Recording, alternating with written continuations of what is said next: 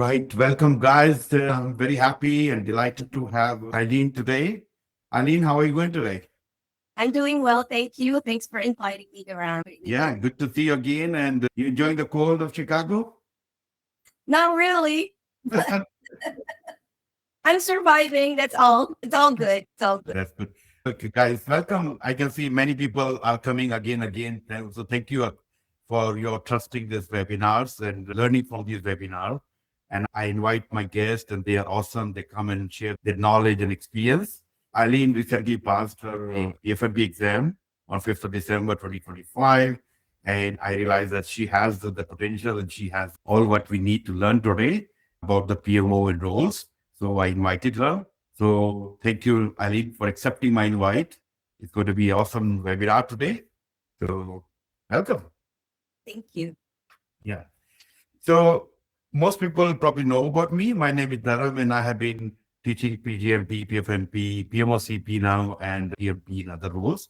And I've done many training programs and a lot of certification. And I have recently achieved my milestone, 600 PgMP. Now I have 602 PgMPs and another milestone, 201 PfMP. So recently, actually 2 days ago, I crossed my 200. So I've been waiting for these. I know these numbers are numbers, but I feel very happy with every PgMP and every PfMP. And of course, every certificate. Very close to my heart. And I feel very happy when somebody message me, call me, tell them I passed my PgMP exam, PfMP exam. That gives you motivation to keep going and keep helping people. A lot of people have gone through the PMOCP program, and a number of people already passed exam. Happy to help more people on this as well. And during the registration, a number of people have shown interest in PMOCP and PgMP and PfMP. So I will send you a separate message. But now the limelight is on Eileen. So it's my pleasure to welcome Eileen. She's a global PMO and portfolio professional recognized for her work in strategic transformations. After earning her PfMP on 5th of December 2025, Eileen combined practical experience with strong portfolio knowledge. Is able to help PMOs to evolve as a true strategic partner. Eileen, do you have anything to say about yourself? Yes, I can give you a little bit of background about me. So I have built my experience over the years, primarily within the PMO space, mostly in IT PMO. I started as an analyst, then I grew into being a business analyst, and then becoming a PMO lead, and I expanded into portfolio management. And I've often worked in organizations still developing their delivery and portfolio maturity. So that's where I built key processes and frameworks, even when the broader environment was not ready for the full end-to-end portfolio model. Those experiences actually motivated me to pursue my PfMP certification to formally validate, strengthen my portfolio skills that I have been applying for years. My certification not only validated and helped me articulate my work with clarity, but it also equipped me to apply those portfolio processes more effectively with greater confidence. And Dharam's team, which is vCare project management, guided me throughout the way and strengthened my application and supported me pass my PfMP exam. And I'm truly grateful for that. And that made my journey more. Great. Thank you, Eileen. So thank you for trust in my PfMP program. It was great working with you. It's always a pleasure to see happy, smiley faces more and more, of course. But even this morning, I got a message from a student from Toronto that he passes PhD. So every time somebody do complete, I feel happy about it. And if you're preparing for any certificates such as PgMP, PfMP, PMOCP, PMP, or any other PMI certificate, I like to know about it. And if you have already said in your registration page, that's fine. But if you have not and you want to share your information, I'd love to know more about it. And if possible, we can have a meeting. And I like to see if I can guide you, help you with any of the certificate and get your certificate as early as possible. Okay. So please use the chat, add what you're working on, and I will later on I will share few things. One is going to be the PDO code. So we have approved PDO code, so you can use the PDO claim code for securing one PDO. And I will also give you links. I did mention a discount coupon as well. I think that give you 10% discount on most of the training programs. So when you're registering, if you want to save some money, feel free to use this code, and I'm sure you're going to be happy with that. So my first question to you: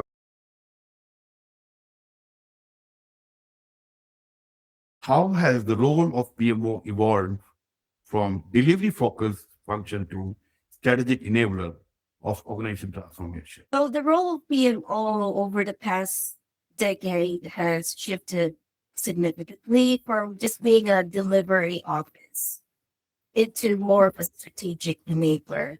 And what does that mean? It's more of connecting strategy to execution and accelerating the organizational change, ensuring that every investment moves into the future state for the enterprise, as well as enabling organizational agility. Traditionally, before PMOs were built just for delivery, not strategy.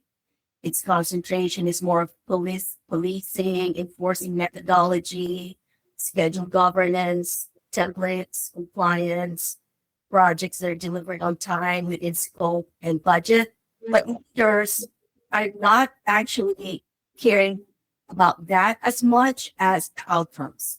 So benefits realization is very important for project delivery. So it goes beyond the triple constraint to the worth it factor, which means that we focus more on the business results or outcomes that align with the strategic objectives. PMOs should need to shift more into a strategic mindset instead of being project police to a value partner.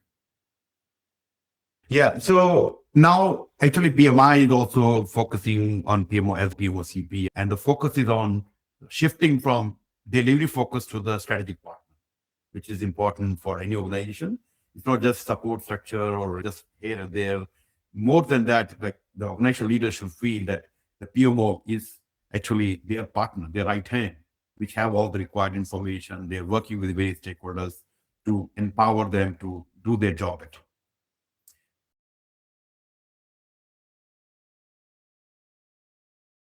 What tools do you leverage to evaluate PMO maturity level attained over the period? And what parameters does you use to measure the maturity level?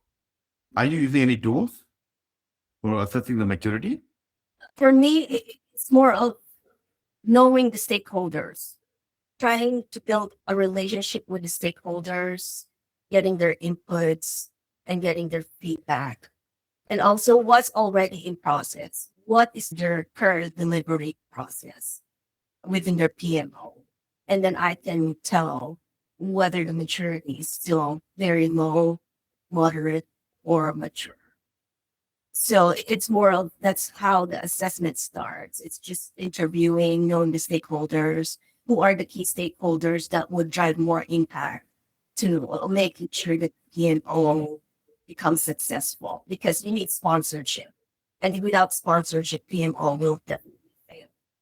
And actually, if you do download PMI's PMO practice guide, on the back of the book, there are a number of questions given by PMI, and you can use these questions for your assessment purpose.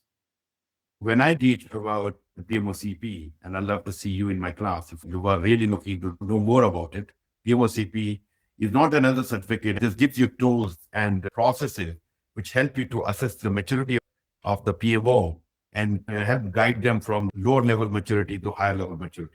This is a full process. You build awareness, how you build their, you get their buy-in and implement that, and then measure it, show them the value. So I'd love to see, and thank you for your answer. So before I move to the next question,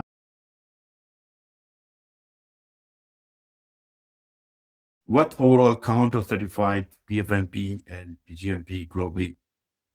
Okay, so Currently, the GMP numbers are around 8,800, still under 10,000. And my contribution is at 2 as of now, as of today. And PfMP around 2,800 or something. And my contribution 201. So around 7 to 8% of my contribution. All right. So well, thank you for the question. I will be bringing those questions again later on.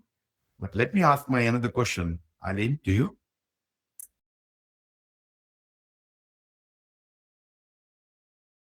What are the most common challenges or mistake organizations make when positioning the PMO during large-scale transformation initiatives? So the key thing that I've noticed, often PMO ends up being positioned narrowly, not because executives will want that, but because PMO responds to requests tactical way instead of strategically. It's more of, instead of diagnosing the strategic root cause, they actually try to solve the symptoms. So as an example, if an executive might say, I need visibility to all the projects that we have right now, incoming, in flight, so I can make better decisions. And it sounds, a lot of PMOs would think that, oh, okay, they only need reporting. It's a reporting issue. But that's a symptom that they're trying to solve, that the root cause of why is this happening. You have to, I use the 5 why. So it's more of the structural. The root cause would be, it could be lack of intake process, it's siloed funding, no single source of truth, or what have you. So what we're trying to solve in a tactical way doesn't really address what the executive is looking for. So it's more of, it's looking for what initiatives matters most, what are the trade-offs that we can do, that what are the risks across the different, in the clusters, the risks are clustered across the portfolio. It doesn't address that.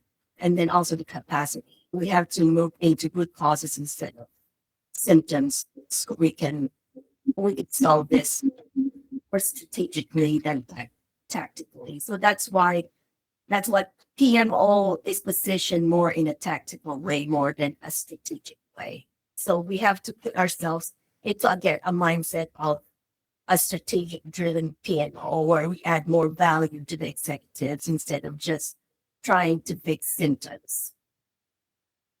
Yeah. Great. Thank you. Thank you very much. I will take another audience question here. Including benefit relation in your PMO measures? If so, how did you get it done? What stakeholders, processes? If you can share an example, that would be great. Yes, that was a long time ago. It's pretty fragmented, the PMOs that I work with in different organizations. So the one that I did benefits realization was the time of years ago. So I went, actually, the process, I was not very aware of how the projects were going. So I had to get a list of all the projects. I have to interview the business sponsors because they own the benefits. And I have to ask them, okay, did it achieve the benefits that's stated in the business case? And I have to track that each time. The tool that I was using was just a basic tool. It's Excel. So more of, I'm just putting everything in there and just put reports out as to whether they have been achieving more. It's more financial based ROIs, what have you. So the intangible benefits is a little different because intangible, it's more of getting feedback, customer satisfaction, user adoption, all that good stuff. So it's different.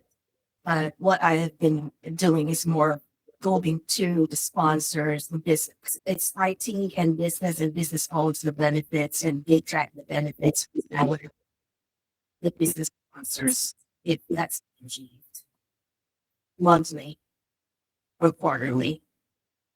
All right. Great. Thank you. If you do look at the practice guide for PMO, there you will find a lot of information or discussion of benefits and value for your partners or customers, or in your customer list, actually, your project program, portfolio manager, executive. And they can be some tangible benefits that you talked about. So tangible being, okay, how many projects we can deliver within time, or intangible being the customer experience, customer satisfaction with as a project manager program, how satisfied they are. Or so yeah, so there can be, you can think of various kind of benefit as a PMO can deliver to the internal stakeholder or indirectly to external stakeholders as well, by having or giving better tools or accessibility and support, the templates, whatever they need is available for them. So let me ask my next question.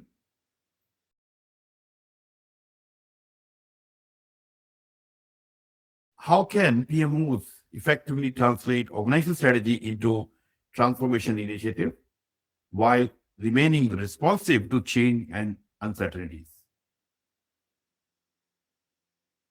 I would say that PMO would translate strategy into action by turning the strategic goals into clear priorities, and then sequence that, and then have structured plans and decision rules. And they still stay responsive to change by doing reviews, whatever cadence they decide, quarterly, monthly, or what have you, and adjusting to that plan as new information comes in. So that's the short answer to that.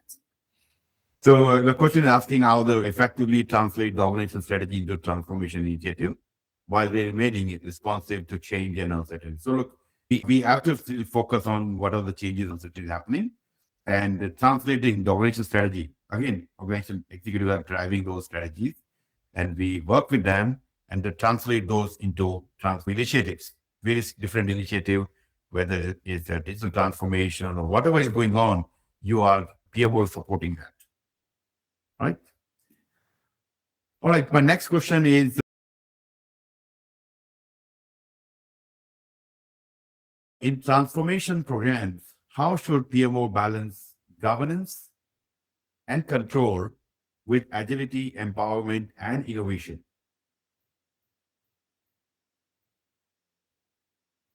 I would say that PMO should apply just enough structure to ensure alignment so that the teams won't get overloaded with a lot of admin work, which is really not necessary.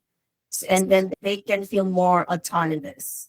And as long as PMO is clear about what the priorities are, how it needs to get executed, then the delivery teams would know how to execute. There should be clear priorities, clear decision rights where the product defines the scope, PMO decides the sequencing, teams decide how to deliver it, and then there's a lightweight process as far as like charters. It should just be a one pager. You need that short status updates, and it's more of really lean and also set guardrails, not rigid rules, and also visibility without micromanaging.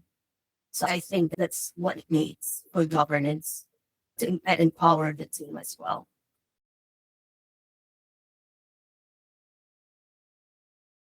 What critical capabilities and leadership skills must PMO leader develop to successfully drive and sustain organizational changes? As I mentioned before, they have to have a strategic mindset with just more of combining that strategic clarity, and we have to have a disciplined prioritization of the projects or investments that need to get implemented, as well as strong communication skills to communicate the whys and why it matters and what are you implementing and how to influence people during uncertainty. I think that's the main key things that PMO leaders should have to drive organizational change. Okay, so for we talk about critical capabilities and leadership skills. Of course, So of course, you should be able to understand the organization strategies and support and discuss with your customer in the form of your portfolio managers, your senior leaders, and guide them and by providing supporting information. And yes, your leadership skills are important because you're working with so many different customers, internal customers, your project manager, program managers, and giving them and empowering them to do their job better. Yeah, it's more of guiding them with clear language that they would understand. And also, I think the most important thing is sometimes delivery teams don't know what's going on as far as the strategy. It stays behind the executive environment instead of just communicated to the whole organization more frequently, so everyone knows what is expected of them, what needs to be done. And most especially PMOs, sometimes they don't know what's going on. They need to be part of that strategic planning and portfolio planning process for PMO to execute their work well, so the delivery teams can do their work well as far as prioritization. And it also solves the resource overload because when it's properly prioritized, resources are assigned to those are prioritized first. Thank you very much. Let me take my next question to you. Okay, Eileen, how can PMO demonstrate and communicate value beyond traditional metrics such as cost, schedule, and scope, especially transformation context? Yeah, I keep on iterating that PMO or organizations should steer towards meaningful outcomes. It's more of you focus on business results instead of just outputs. Outputs means the project has been completed with its scope, time, budget. Again, executives don't care much about that. It's more about what have you achieved? Is this more of you achieve the business value that you intend to achieve Yeah. out this implementation? So that's the core of it. It's more of I want to see business results instead of the project has been delivered on time within budget, because that doesn't really not a lot of value. That doesn't add a lot of value to the executives. So that makes a big difference for PMOs to be more impactful for the executives and bring back more value to the executives if you have that strategic mindset instead of a delivery mindset. Yeah. Of course, delivery mindset is important because we have to worry about the investment like cost and schedule and scope. But what value we are generating from investment? That's where, from executive point of view, from the portfolio point of view, they are more around value benefits. So that's what we have. The focus is shifting toward more and more on that. My next question is,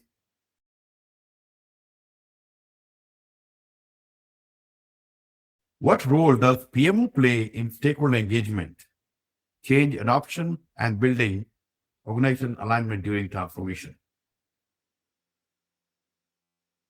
I think we have organizations should have a common understanding or a shared understanding of what's going on within the portfolio as a whole, what the changes that the organization is implementing and coordinating, PMO coordinating that communication in simpler terms where everyone would understand, most especially clarifying roles and responsibility. Who's doing what, who's in charge of what. So expectations and accountability are set. So it's more of, I know what I need to do. This is my role. This is what I need to do. So it's more clarifying those expectations.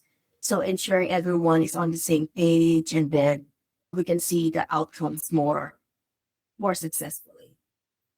Yeah, perfect. Yeah, stakeholder engagement is going to be key for any success of any transformation, because we need to show them the value and we work with them as a PMO people so that we understand their pain points and addressing those pain points and work with them so that take them from point A to point B. It's because the mindset change. So everybody has to, what exactly we need to take them from here to there. Let's say that because the transformation of new way of doing things. What do we have to do for that? Yes, and I think PMO has a big role in orchestrating the change adoption. Not that they're going to do training, it's more of orchestrating the sequence of change readiness within the organization. It's not folks will be overloaded with a lot of things to do. So yes, it's more of organized. All right, great stuff. Thank you very much. Yeah. So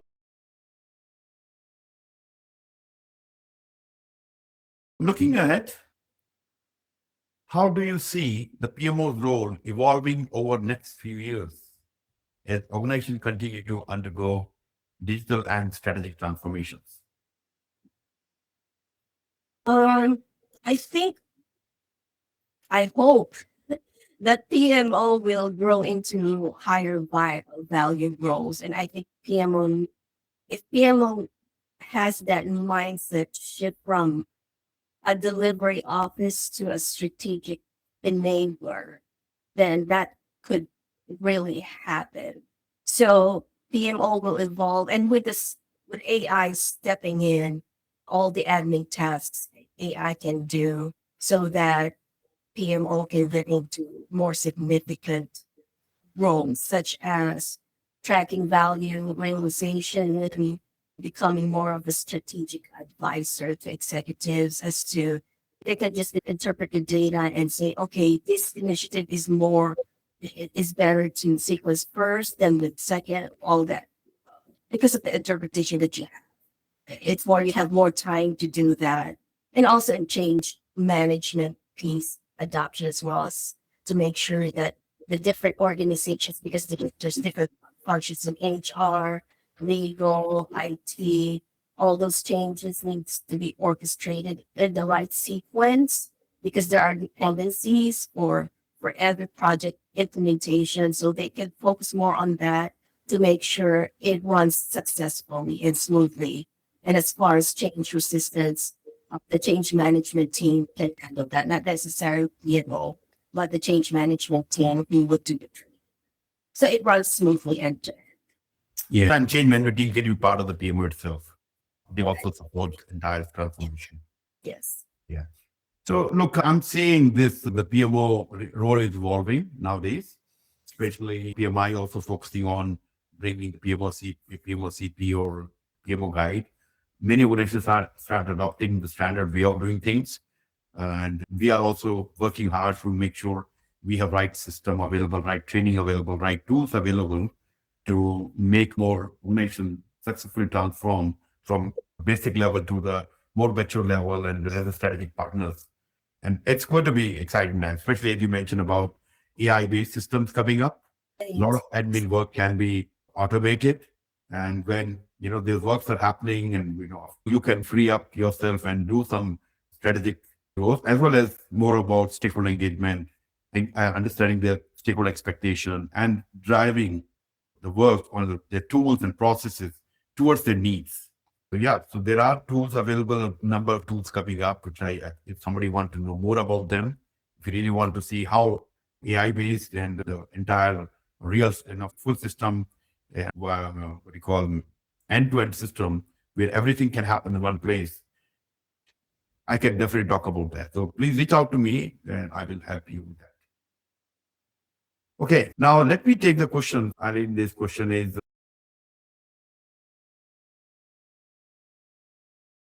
need for basic PMO KPIs and OKRs for an IT PMO. Yeah, it's the basic ones. There are operational KPIs, which is like resource utilization. You can measure that overall utilization. There's a roll up, and then you can put it in layers to as far as work type, by role, like portfolio program projects. What you can actually break it down however you want it. So there are also execution KPIs like on-time delivery, financial KPIs like budget performance, like a number of projects delivered within approved budget. average cost, variance, all that good stuff. They could be for portfolio health KPIs. There's different types. Whatever the executive needs or whatever the organization needs, you can actually do that. But those are the most common ones. Also, the VR KPIs, value realization, which I haven't seen in a lot of organizations, and then also the adoption and change management phase. Government quality, it's also a good one too. KPIs. And as well as risk management, that's very important. Risk management. Yeah. And when you say risk management, what KPIs around risk management? It's more of total risk exposure, And how to resolution? portfolio for the whole portfolio, like the sum of probability versus impact. I don't see a lot of organization just falling into the risk management piece because PMs are afraid for this stuff. Yes, anyway, yeah. Okay. All right. I do have an audience question.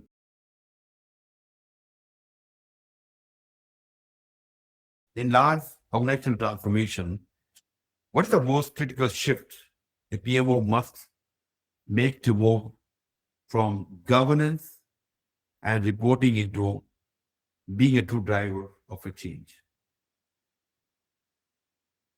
What is the most critical shift?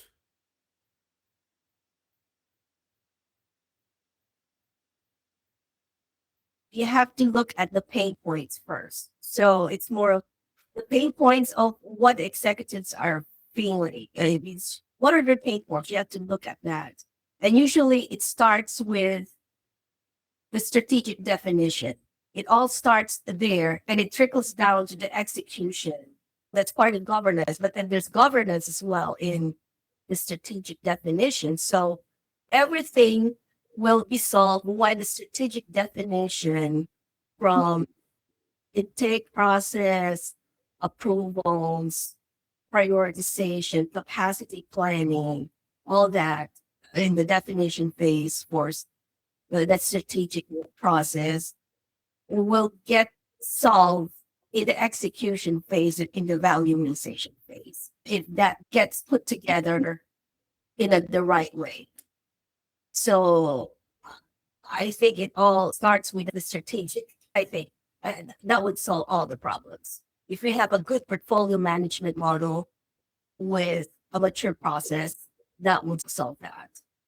Does that solve the problem? Yeah, so basically you're asking what is the most critical shift a PMO must make from normal governance and reporting to the true driver of change.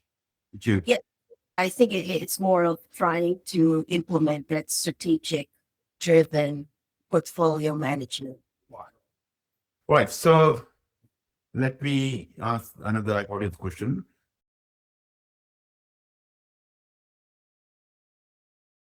How does PMO remain project program focused in a transformation?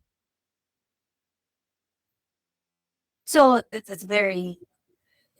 just more of you just PMO owns the delivery discipline.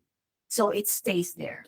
So the structure, how work is planned, how it's sequenced, how it's governed, the risks mitigated. So in transformation initiatives, PMO still owns that discipline. So that's more of PMO's oversight, just to ensure that outcomes are delivered or achieved. Yeah. Now, while transformation is happening, we still have to remain for the project program. That's our bread and butter.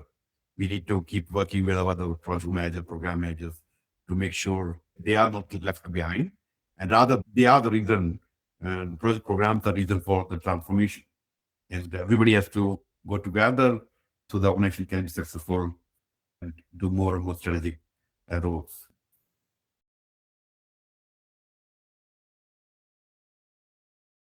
How does PMO fit into program and portfolio management? Kind of related. With this question, I think it's PMO sits in the middle of portfolio and program. So a portfolio PMO program.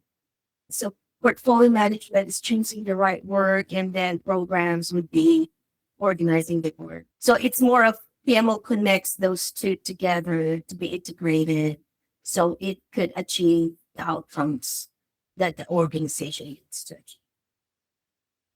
Does that answer the question? If you want to expand, that's more than welcome. You can and it's more of the portfolio enables the visibility, the capacity, the risks, and the value, and ensuring intake processes and prioritization takes place. And then PMO translates that strategy into operational language. And then PMO enables programs to standardize that delivery with the program discipline or delivery discipline. Look, you program and portfolio manager are your customer and for PMO. And of course, you need to know what their needs are and how your PMO can support their needs. Are you able to meet their current needs or evolving needs? Because program portfolio more focus on benefit and value delivery. Are we able to get them the required support so that they can achieve their benefits and the value that they're driving towards the program output for it's planning to achieve? Yeah, so that's where the PMO support is very important. For the people, like most people, and I can see many people are other PgMP, PfMP, or they are planning towards doing that. But PMOCP is becoming more and more important certificate. Until May last year, I was not very much into PMOCP, and until PMI called me one day, like my other PMI person, we are releasing the PMI CP material, but can you take care of the pilot program? So they asked me to run the pilot. And prior to that, I took my PMOCP certificate. Within a few days, I just fill out the application. I want to do it so that before I talk about PMOCP material, I should know about what I'm talking. So I did pass the exam and everything with about target, all good. And then I conducted this PMOCP 3 days program actually. Then expect from 2 days, we gone up to 3 days. Not only we're talking preparation, rather we are reviewing the material as well. But in this exercise, which 17 people around the world, others all specialists, they were asking question, discussion were happening, very strong discussion, and realized that everybody is now improving their skills to become better and better PMO specialists. And especially in the current environment, where roles are changing very fast. Only yesterday, what Amazon has done, I'm sure some people are aware of this. 40,000, 15,000 people let go. So this is all happening very fast. A lot of people are losing jobs one way or other. But what you can do to remain basically in demand or valuable to the organization, that's what you want to do. Having right mindset, right skills, and your certification, and be ready to transform yourself. Okay, I'm not a program manager anymore. Maybe I should shift myself in more PMO because of your expertise. Maybe that can be more valuable. Or maybe I should think about getting into portfolio role. I don't want to stay in the coding. Sometimes people say, okay, I'm a technical person. Because technical role can be easily shifted to AI or something. But can I be more strategic roles? So my recommendation to people, not only who are impacted or can impact, but stay more viable within the organization. Get yourself more and more industry standard certificates, and so you remain viable in this environment. Yeah. It's a tough market out there. This is one of my students happened to be in a PgMP sometime back, and working for Amazon for a long time. I saw his message, which kind of said to me, while he's PgMP and he has experience, but he still got that. But he's driven. He said, okay, Dharam, I'm not stopping myself. I'm going to do for the certificate to stay more employable. It truly helps. There are other questions which not specifically to you, but let me take them for the benefit of the people who ask. The question is asking, and I will answer this question. How can we partner to expand PMO practices in Africa, especially in the health sector? Look, this is a good question. And we can, of course, as vCare, a project manager company, we can definitely work on some models where you can be a professional and we can guide you or work with your company and support you, whether it's health sector or something, or we can train your staff to be more PMO centric and PgMP or PfMP or whatever. Another question is, if possible, can you share some templates for scheduling and planning Look, it's best to get into some of the tools nowadays. There are a number of tools coming up. Of course, you can always use Shift for scheduling for Gantt chart or some of the tools, Monday.com and some other things. Or for planning, there are a number of systems available. If you ask me specifically looking for some templates, I recommend you to go to projectmanager.com. If you're a member of PMI, go to projectmanager.com and they have lots of templates. So maybe you will be able to find them. But if you're looking specifically, some specific one, you can reach out to me. Happy to help you out as much as I can. Okay, another question I have is, how can I become a PMO CP? Yeah, so join a training program. I do have a 2 days program or multi-week program or personal program. And I can guide you through and help you to achieve the PMO CP and help you with I do have a 3 set of mock exams as well, very good questions. And I'm sure you're going to benefit out of that. Okay. And the last question I have is,